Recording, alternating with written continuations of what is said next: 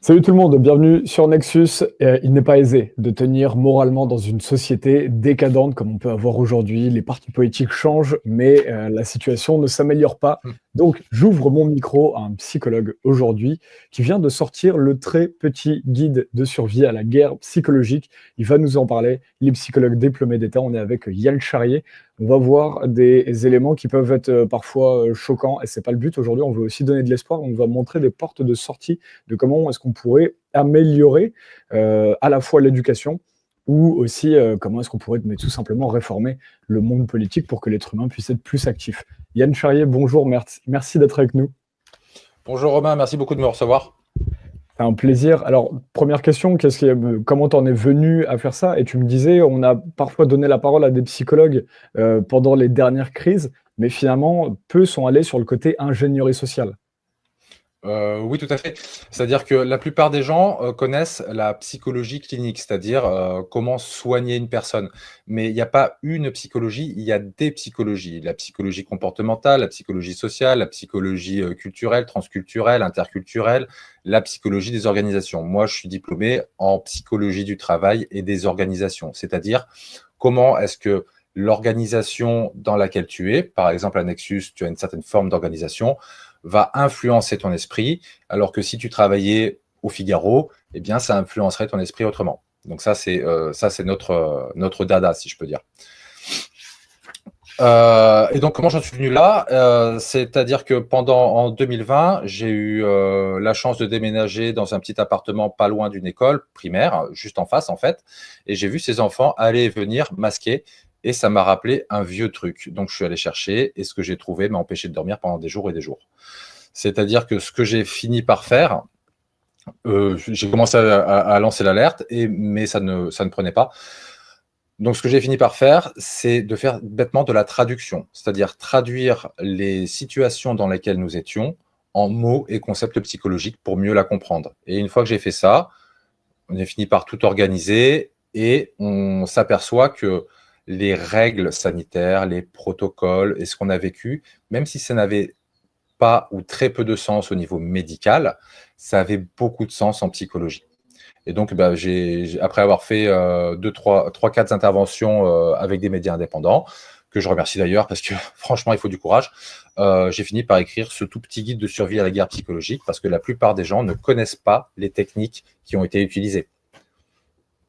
Alors, C'est est-ce ce que que tu peux ça. nous en parler? Quelles sont les techniques? Je t'écoute attentivement là-dessus parce que c'est un sujet qu'on connaît peu et tu donnes des clés qui sont extrêmement fascinantes, notamment, mais des fois ça part de rien. Des fois ça part juste de si on n'arrive plus à se donner de l'amour en société, mais derrière on Mmh. va trouver des boucs émissaires, on va se monter les uns contre les autres, ça part de très loin. Oui, tout à fait. C'est vraiment l'influence de ton groupe et de l'organisation du groupe sur ton esprit. Donc, dans ce petit guide, il y a plusieurs parties. Il y a une grosse partie sur les protocoles où on parle de l'origine des protocoles, une partie sur les méthodes de manipulation psychologique dites classiques et une partie sur les nouvelles méthodes de manipulation comportementale dites de nudge. Donc, au niveau du bouc émissaire, comment ça marche? Tu fais partie d'un groupe humain, mettons un groupe de copains à l'école ou un groupe au travail, que tu les aimes ou que tu ne les aimes pas, c'est ton groupe de référence. Si dans ton groupe, tu vas te donner des preuves d'affection, voire d'amitié ou de respect, tu te serres la main, tu te dis bonjour, des fois tu te fais un gros câlin avec ton vieux pote, le gros Roger, et ça fait plaisir, ça fait du bien. Mais si tu enlèves ces aspects positifs de la relation humaine dans le groupe, indépendamment de toi, doit quand même survivre.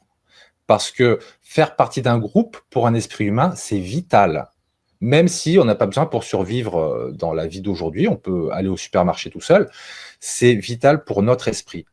Donc si le groupe ne tient pas sur des gratifications positives, il va se transformer dans sa dynamique et il va adopter une autre façon de fonctionner sur la colère, le rejet, la haine de l'autre. Et c'est comme ça qu'on va créer le bouc émissaire. Aujourd'hui, dans l'éducation nationale, on a entendu beaucoup parler d'explosion du harcèlement.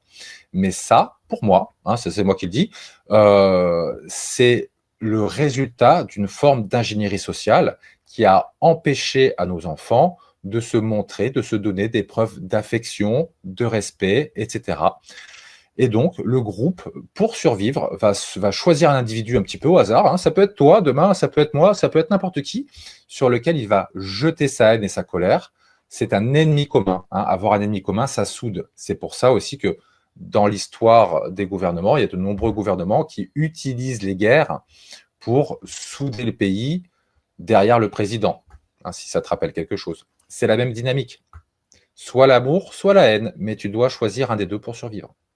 Jusqu'où ça va, l'ingénierie sociale? Toi, tu m'en parlais notamment au téléphone la dernière fois quand Mm. on s'était eu hors micro. Ça va extrêmement loin et tu dis on n'est même pas prêt pour ce qui arrive, on n'arrive même pas à anticiper. Souvent, dans les médias libres, toi, tu trouves que les psychologues ne vont pas assez loin, quoi. Oui, en effet, déjà la durée des émissions, tout ça, et puis on fait ce qu'on peut. Ça, c'est une chose. Toi, tu fais ce que tu peux, moi aussi. L'ingénierie sociale, pour moi, c'est dans l'organisation de l'État. Par exemple, la Sécu est un outil d'ingénierie sociale. Ça ne veut pas dire que c'est mauvais, hein. Ça ne veut pas dire que c'est bon non plus. La CAF, la Caisse d'allocation familiale, est un outil d'ingénierie sociale. L'école, on l'a créée. Donc, l'ingénierie, ça veut dire quoi? Ça veut dire créer des outils sociaux de société pour organiser la société.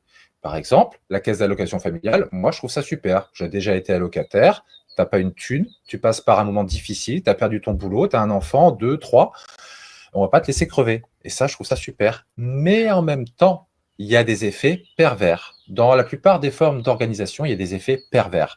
Par exemple, un des effets pervers de la caisse d'allocation familiale, c'est que ça a tendance à détruire le lien social. Parce que le lien social, en vrai, qu'est-ce que c'est? C'est pas un ministère. Le lien social, c'est demain, je suis dans la merde, j'appelle mon copain Romain, est-ce que tu peux amener mes enfants à l'école? Est-ce que tu peux me prêter 10 balles? Ou ma famille me soutient, mes voisins. Et tu verras dans des pays où il n'y a pas la CAF, les gens ont tendance à plus s'entraider. Alors que moi, je suis bénéficiaire de la CAF. Ok, c'est pas la fête, je roule pas sur l'or, mais j'ai 1000 balles par mois, je n'ai pas besoin de mon voisin. Donc, ça détruit aussi le lien social. Donc, dans toute forme d'organisation, il y a des effets pervers. Il faut savoir les gérer, il faut savoir les anticiper, mais dans les nouvelles formes d'ingénierie sociale, ce qu'on va faire, c'est qu'on va aussi, ou même surtout des fois, se servir des effets pervers pour arriver à nos fins. C'est intéressant ça, parce qu'on ne peut pas savoir effectivement si la CAF a vraiment là été, avait pour but d'être de l'ingénierie sociale. Bon, quand on voit les institutions publiques en général, on peut avoir un début de réponse sur la question, mais en tout cas, la finalité, c'est que ça a cassé le lien d'aller voir son voisin et on va plutôt demander à l'État. C'est fascinant que tu nous racontes ça. Tout à fait. Mais tous les ministères, quand je crée un nouveau ministère, c'est de l'ingénierie sociale. Enfin, pour moi, tout est ingénierie sociale dans une société, à part peut-être les actions citoyennes. Ça ne veut pas dire que c'est mal l'ingénierie sociale, hein. Ça dépend ce que tu en fais. C'est comme un marteau, je peux t'aider à construire ta maison ou je peux te taper sur la gueule. C'est juste un outil. Qu'est-ce qu'on aime, qu'est-ce qu'on accepte et vers où on va? Ça, en tant que citoyen, souvent, ça nous est caché. Par exemple, l'éducation nationale. Ah, super outil. Il y a des écoles partout en France. Quasiment tous les enfants savent lire maintenant. Et ça, c'est très chouette. Mais il y a également des effets pervers. Et sur ça, il est nécessaire de travailler. Et c'est le travail, notamment, d'un psychologue du travail et des organisations. Mais, question que je te pose, Romain, est-ce que tu as déjà vu un psychologue du travail et des organisations à la télé, même pendant les grandes crises de suicide chez Orange? Non, jamais. Hein, voilà, c'est pas pour rien. C'est intéressant et c'est fascinant parce que tu dis que l'ingénierie sociale est un outil et que finalement, en fait, là, ça, du coup, ce qui peut être dommageable, parce que même si c'est un outil neutre, comme tu dis, l'ingénierie sociale, il faudrait que ce soit entre de bonnes mains. Donc aujourd'hui, on en doute, et du coup, que ce soit transparent. C'est-à-dire, on va faire de l'ingénierie sociale en société, mais on va la faire tous ensemble. Dans quel sens on veut aller dans la société? Ouais. Exactement. Tu pourrais dire demain, alors, je ne sais pas, on fait un RIC, par exemple, ou un grand sondage. Qu'est-ce que vous voulez pour l'école? Alors peut-être que les parents voudraient plus de méthodes Montessori. Pourquoi pas? On l'intègre à l'éducation nationale et ça serait une forme d'ingénierie sociale positive. Alors bien sûr, ça poserait d'autres problèmes. Il faudrait s'en occuper. Mais ce n'est pas nous qui avons la main. Là, par exemple, c'est le ministre de l'Éducation, Madame Elisabeth Borne en l'occurrence maintenant, mais ça pourrait être n'importe quel autre, puisqu'elle n'y connaît rien. Franchement, tu mets Gabriel Attal, par exemple, le ministre de l'Éducation, Qu'est-ce qu'il va faire? Lui, pendant la période post-Covid, on va dire, il a fait passer des lois qu'il n'a pas inventées. C'est pas lui qui a inventé ça, c'est pas vrai. Il n'a pas les compétences pour faire ça. Ils ont créé, notamment dans les collèges et les lycées, des classes par option. C'est-à-dire qu'en fonction des options que tu choisis, tu vas changer de classe. Ça, par exemple, c'est extrêmement déstabilisant pour les enfants.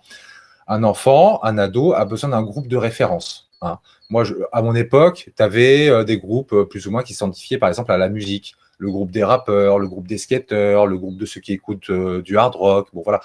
Et ça, c'est ton groupe de référence. C'est très important parce que quand tu sors de la cellule familiale, tu as besoin d'un groupe de référence pour t'identifier, pour devenir toi.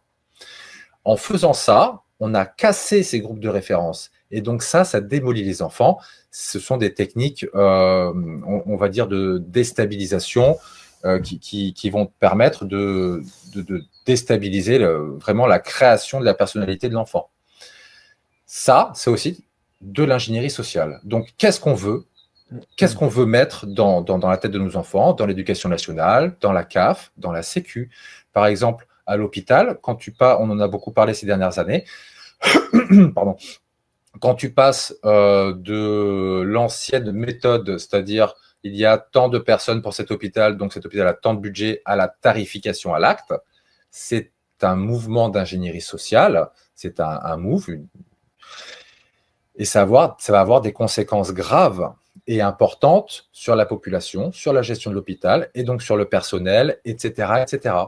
Et donc, grâce à cette petite utilisation de méthodes d'ingénierie sociale, on va avoir des conséquences sur les comptages Covid, etc. Et donc, on va pouvoir créer des couvre-feux, des confinements. Pour moi, tout ça, c'est de l'ingénierie sociale. Alors, on va passer la seconde dans cet entretien. C'était passionnant de parler de ça et je ne m'attendais pas à ce que, justement, mais l'ingénierie sociale, c'est intéressant de voir comment est-ce qu'on se fait déposséder finalement des outils politiques. Passons la seconde là-dedans. Dans ton très petit guide de survie à la guerre psychologique, tu vas très très loin. Et donc, on va montrer des images qui peuvent aussi être choquantes, en rappelant notamment les images de Guantanamo. C'est pas pour les enfants. Voilà, donc je préviens juste avant qu'on les passe, il y aura des images qui se voient, il n'y a pas de souci. Mais voilà, par quoi tu veux commencer? Tu as découpé en 4 phases, je crois, où tu montres l'évolution justement de ces dérives totalitaires, comment tu appelles ça? Alors, à la base, ce sont des recherches en psychologie comportementale qui ont commencé en 1951 sous la direction du docteur Donald Hebb, qui était un éminent psychologue à l'époque. Et donc, lui, il va travailler à l'université McGill au Québec sur l'isolation sensorielle. Hein, comme on voit dans les films américains, tu sais, dans la grande cuve où tu flottes, c'est super classe. Bon, en vrai, ça ne fonctionne pas comme ça dans les laboratoires de psychologie. Et donc, il va travailler là-dessus et il va se rendre compte que c'est très mauvais pour l'esprit humain. Mais ça prend un petit peu de temps, tu vois, pour qu'ils comprennent qu'est-ce que ça fait, comment ça marche. Donc, si tu veux envoyer peut-être la première diapo, comme ça, les gens ont une image et ils voient un petit peu de quoi on parle. Alors, je l'avais à l'envers, phase 4, 3, 2, 1. Est-ce que tu peux 4, 3, 2, 1? Ouais, c'est très bien. Phase 4, ouais, on commence par le phase 4. Allez, donc là, par exemple, le sujet est en isolation totale. Ça veut dire qu'on va couper tout tes sens. Tu n'as plus accès à l'extérieur, au monde extérieur. Tu n'as plus qu'accès à ce qui se passe dans ta tête. Donc là, qu'est-ce qui se passe? Le mec a les oreilles bouchées, les yeux bandés, les mains capitonnées, il ne peut plus se toucher lui-même, il porte des chaussures et il ne veut pas bouger. Donc, il n'a pas vraiment plus de sensation de son corps. Et pour l'obliger à rester, il est ligoté. Vraiment parce que, en fait, en vrai, tu ne tiens pas 2 heures. D'accord? Le record de ce que dit Donald Hebb, c'est des sujets ont réussi à tenir 24 heures. Après, ils commencent à hurler pour qu'on leur sorte de là. Parce que dans ces conditions, tu vas être confronté à tes projections psychologiques inconscientes. Si tu veux, en gros, tu es face à tes démons, dans le noir, tout seul, et tu vas devenir fou très, très vite. Donc, il y a eu... Ça, c'est légal pour ceux qui connaissent, comme moi, un petit peu, je ne connais pas très bien les expérimentations psychologiques. Là, c'est légal de dire, on va faire une expérience, voilà, on va vous attacher, vous ligoter, vous mettre dans une boîte. Alors, Ça peut être légal. Après, la psychologie, normalement, les expériences psychologiques sont cadrées par de la déontologie et de l'éthique. C'est-à-dire que ça, normalement, on n'est pas trop censé faire ça, si tu veux. Mais si le sujet est volontaire, par exemple, si je te paye 100 balles par jour ou 100 balles pour l'expérience, tu signes un papier et quand tu dis stop, ça s'arrête. Ça, c'est légal. Tu dis stop, ça s'arrête. Pas de problème. Après, les expériences qui ont suivi, si tu veux, il y a un docteur qui a repris, une fois que ces expériences ont été terminées, c'est un docteur qui a repris ces expériences, le docteur très bien connu, l'horrible docteur Cameron, qui lui récupérait des sujets qui n'étaient pas volontaires. Et ça, c'est illégal. C'est illégal et ça a été caché pendant de nombreuses années. C'était un Américain, ce Cameron, c'est un Américain? C'est un Américain. Tout à fait. Souvent, on nous montre le méchant savant fou russe ou nazi dans la culture, mais par contre, le méchant savant fou américain, il faut aussi le voir. Bien sûr, parce qu'il y a de nombreuses expériences qui ont été faites, notamment aux États-Unis, mais pas que, sur l'esprit humain. Alors, des expériences très bien, comme tout à l'heure, je te parlais de, bon, ça c'était français, l'effet Pygmalion, l'effet Rosenthal. Là, il n'y a aucun problème. Au contraire, dans la recherche-action, c'est censé prouver quelque chose en théorie et en même temps te faire du bien. Ça, c'est très intéressant. Notamment, je renvoie à... Bon, en fait, il y en a plein. Je ne vais pas te renvoyer à un seul psychologue. Pardon.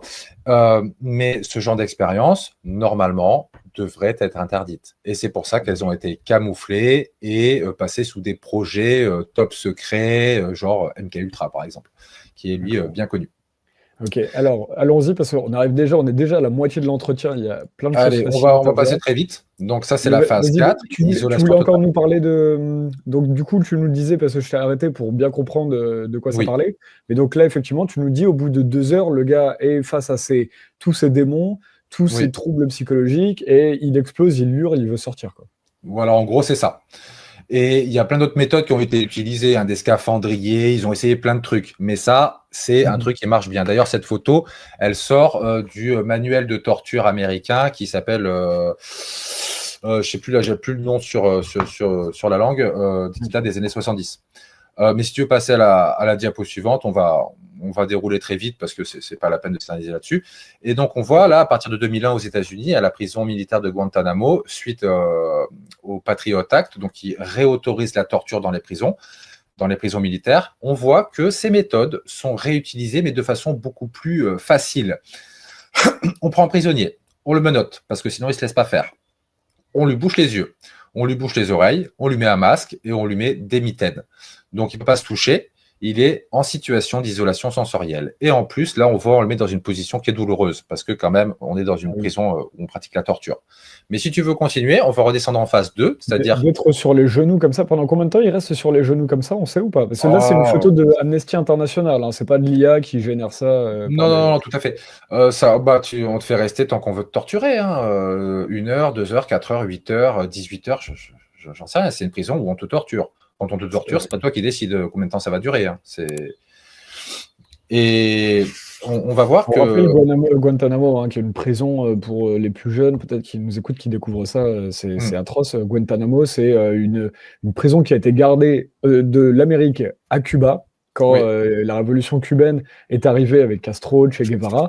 Le gouvernement américain a gardé, toutes les institutions américaines sont parties de Cuba, mais par contre, ils ont gardé cette prison. Ils ont un petit territoire américain sur l'île qui est à 1000 km au sud de la Floride. Enfin, c'est un cas très intéressant politiquement, Guantanamo.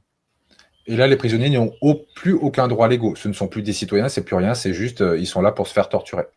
Mais si tu veux passer à la phase suivante, on va redescendre sur des trucs moins violents. Donc, alors là, c'est une reconstitution réalisée par Amnesty International. C'est juste, je mets ça pour montrer que oui, c'est vrai, ça existe. Il y a des institutions et des ONG qui sont préoccupées. Là, on voit sur cette reconstitution, ils n'ont pas des menottes pour tout le monde parce qu'ils sont petit budget, mais ils ont un masque en papier, ils sont isolés physiquement et on leur bouche la vue. Voilà, tout simplement. Et ça suffit à torturer un être humain. Il faut comprendre ça. Quand tu mets... mais si tu veux continuer, redescendre à la phase 1, qui est peut-être... Non, je t'écoute. Ah, mais vas-y, on peut parler en envoyant le diapo, il n'y a aucun problème. La phase 1, qui est la plus connue, cette photo est très connue, tu la trouves facilement sur Internet, s'appelle la torture au masque. C'est-à-dire qu'on va prendre le sujet, bon là en l'occurrence un prisonnier, on va l'asseoir dans une position inconfortable. Si tu veux t'asseoir comme ça pendant 1 heure, tu vas voir, c'est pas bon pour le dos. Et on lui met juste un masque en papier chirurgical et c'est tout. Hein. Isolation, distanciation sociale, masque chirurgical, ça, c'est une méthode de torture. Une méthode de torture psychologique. Okay, la torture, c'est pas juste taper sur quelqu'un ou lui arracher les dents. La torture psychologique, c'est quelque chose qui existe. Il y a eu de nombreuses recherches pendant des années. C'est pour de vrai. Voilà. Et peut-être que ça commence à vous parler et à vous rappeler quelque chose. Donc, tu veux dire qu'on nous met dans ces situations-là, pareil, quand on nous met un masque en 2021? Ce que je veux dire, c'est que si tu passes à la photo d'après, je ne sais pas si tu as la photo dite voilà, d'une école, de quoi on s'aperçoit, c'est que la procédure, c'est un masque chirurgical ou en tissu, ça ne change pas grand-chose, une distanciation sociale et pas de menottes. Alors, comme il n'y a pas de menottes, tu te dis que ce n'est pas de la torture. Mais là, tu risques de te tromper parce que la méthode de coercition est psychologique. Pour faire simple, il n'y a pas de menottes physiques, les menottes sont psychologiques. C'est la culpabilité d'être la cause du décès des êtres chers, les punitions, les menaces et l'exclusion du groupe, ce qui est extrêmement douloureux. Et en fait, on va se rendre compte, si on compare, que les procédures sont exactement les mêmes. C'est la même chose au niveau psychologique. C'est-à-dire que comme c'est la même méthode, il y aura les mêmes résultats. C'est ça que je veux dire. C'est la même chose, les résultats psychologiques seront les mêmes que ceux pour les prisonniers de Guantanamo. Voilà. Et moi, quand j'ai compris ça, j'avoue que je n'ai pas pu dormir pendant des jours et des jours. Et c'est là que j'ai commencé j'ai écrit à tous les syndicats, à toutes les crèches de mon département. J'ai eu bien sûr 0 réponse, tout le monde s'en fout. Et non mais voilà. Donc, là, sur le livre, il y a une petite formule qui t'explique en quoi c'est une formule de psychologie comportementale. C'est-à-dire que les mêmes méthodes donnent les mêmes résultats. Si je te l'applique à toi, Romain, ou au petit enfant qui est là, à mon pote le gros Roger, ou à un prisonnier de Guantanamo, le résultat sera le même. Parle-nous de cette. J'avance parce qu'on a encore des points à voir. Et non, mais c'est fascinant. Hein, c'est fou parce que de comparer des enfants dans des salles de classe, justement, à ce que peuvent vivre des prisonniers de Guantanamo qui sont évidemment dans 2 formes de vie différentes, mais se voient appliquer des mêmes mécanismes. Non, c'est assez horrifique de voir les choses comme ça, enfin de voir ces photos. Hein. Est-ce que tu veux nous parler de cette carte, justement, où on peut essayer de voir, parle-nous du nudge, qu'est-ce que c'est, comment est-ce qu'on doit interpréter on peut voir, par exemple, sur ce site, on peut se balader et puis voir, voilà. Explique-nous un petit peu ce... Bien sûr. Alors là, c'est un petit morceau de... Ah, voilà, tu es sur la... Super. Donc ça, c'est un site de l'OCDE, et l'OPSI, Observatory of Public Sector Innovation, c'est l'innovation du secteur public. Donc là, tous ces points qu'on a vus, ce sont des unités de psychologie comportementale, dont certaines sont intégrées dans les gouvernements. Par exemple, là, on voit le BIT France, ou l'équipe de sciences comportementales qui travaille en collaboration avec le département interministériel de la transformation publique. Qu'est-ce que c'est que ces trucs ? Ce sont des unités de psychologie comportementale qui vont expliquer au gouvernement comment faire pour modifier le comportement de la population sans qu'ils s'en rendent compte. Sans qu'ils s'en rendent compte, c'est-à-dire avec des techniques qui sont très discrètes. C'est le but, ça s'appelle le nudge ou économie comportementale en français. Ce sont des méthodes pour modifier le comportement des gens. Et qu'on a beaucoup utilisé pendant le Covid.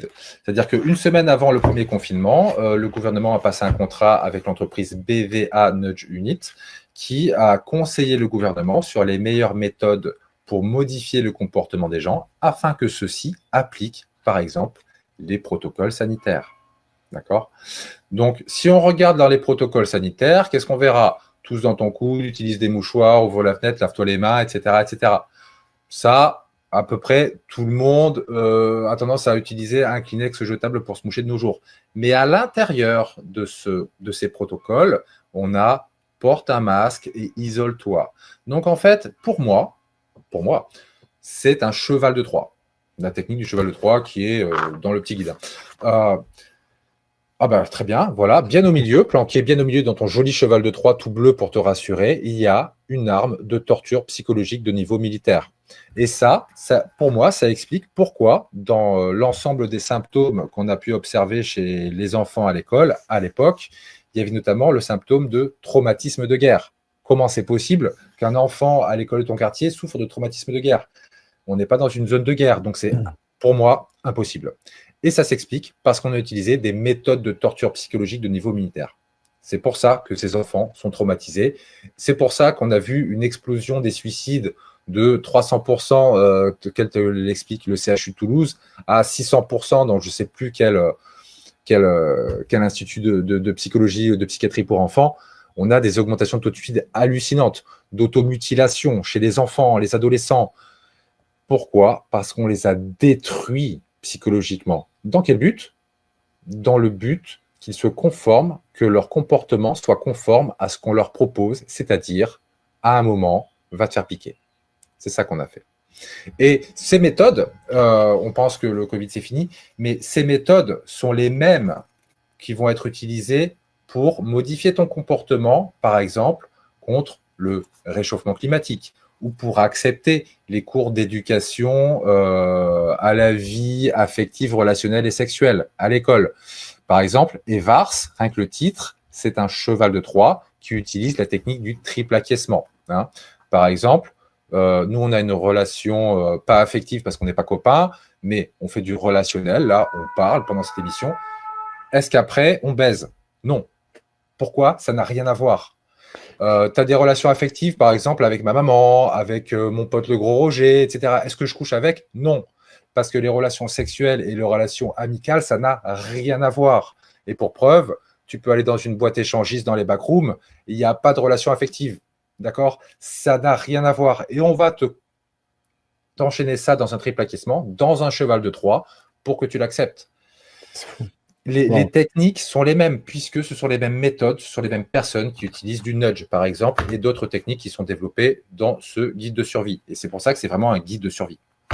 Ouais, d'ailleurs, retrouvez-le. On peut l'acheter sur ton site internet. Hein, j'ai vu directement, pour l'instant, c'est disponible uniquement sur le site internet parce que ce sont des petits tirages, donc sur letrépetitguide.fr, mais j'espère qu'on pourra mettre le lien en dessous.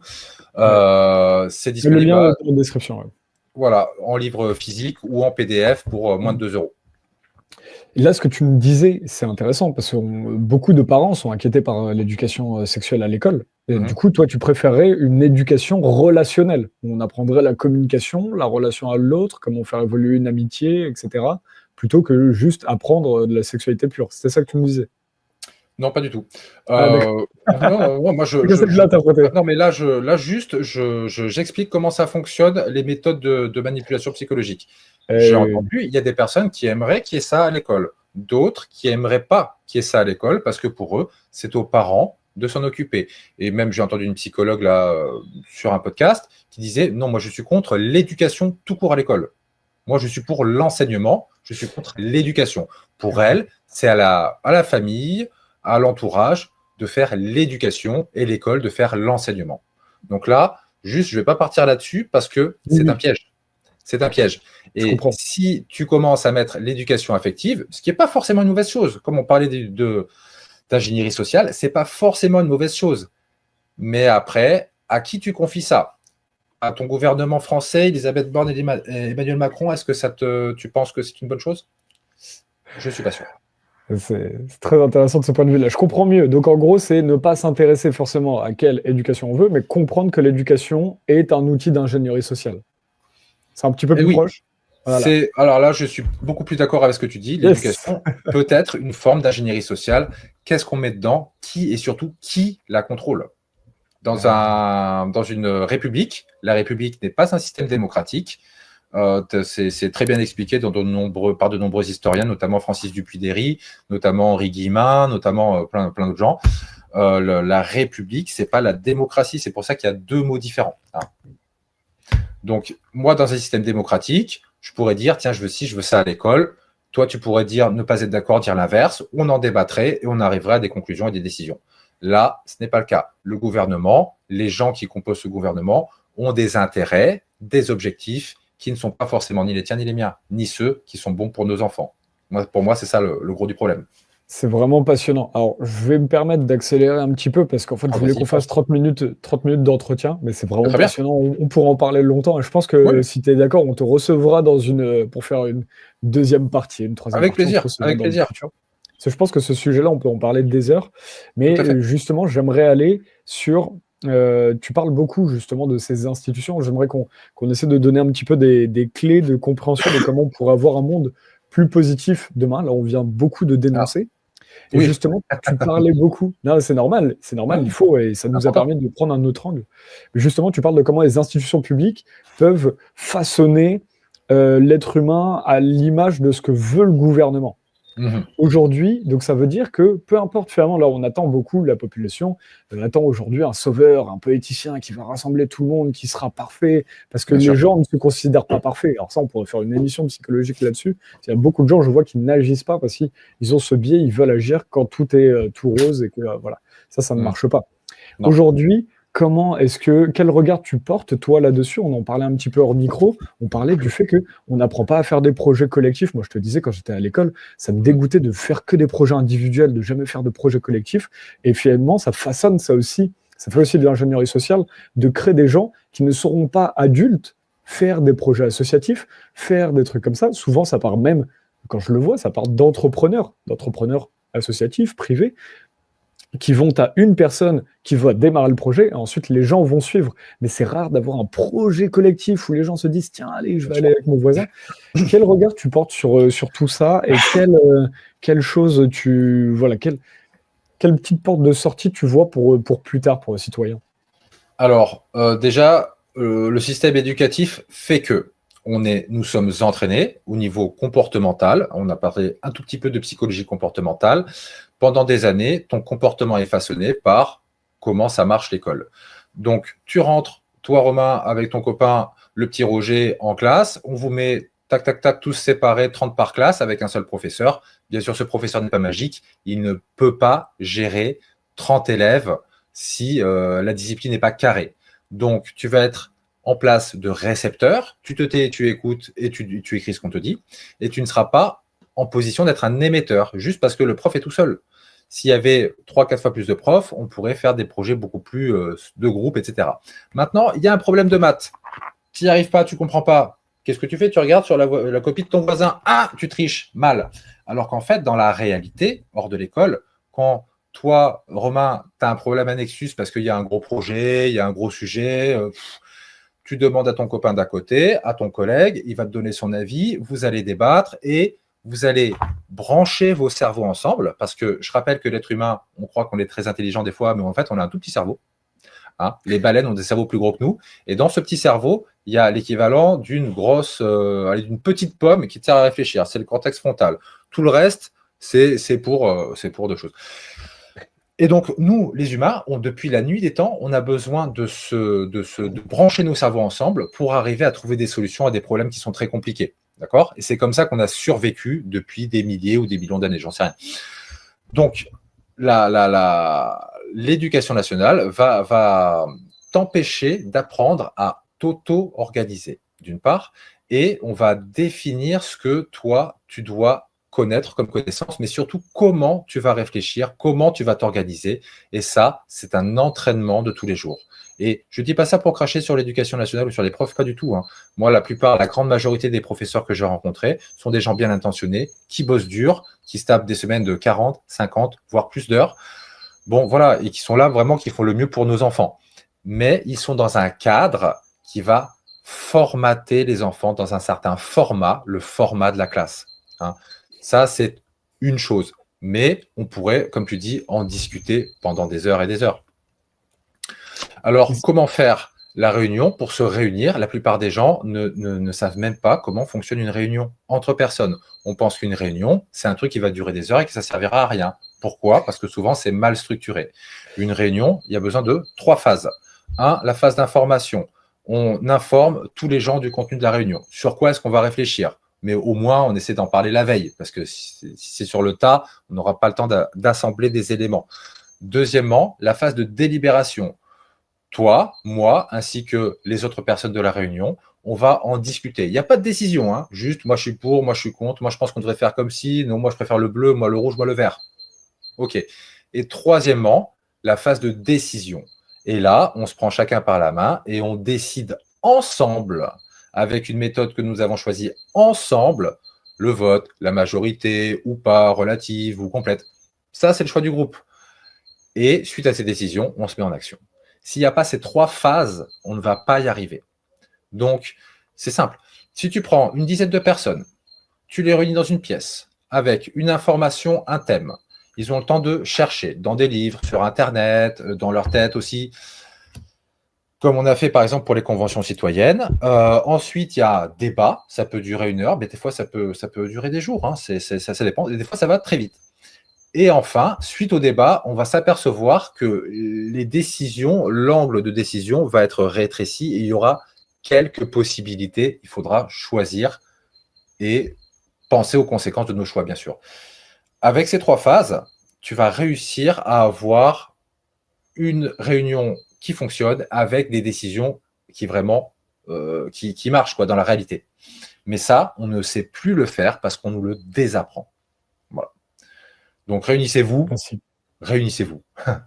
C'est déjà beaucoup, hein. Moi, c'est ce que je redis souvent. Je constate que juste de recréer des petits espaces, genre des QG de personnes qui vivent les mêmes choses politiquement, déjà, c'est extrêmement fort pour partager des choses, être en lien physique, comme tu parlais du relationnel tout à l'heure, c'est extrêmement important. Ça va pas sauver le monde demain, mais c'est important pour l'être humain et pour des gens productifs de tenir moralement. C'est un des outils du très petit guide de survie de l'humanité.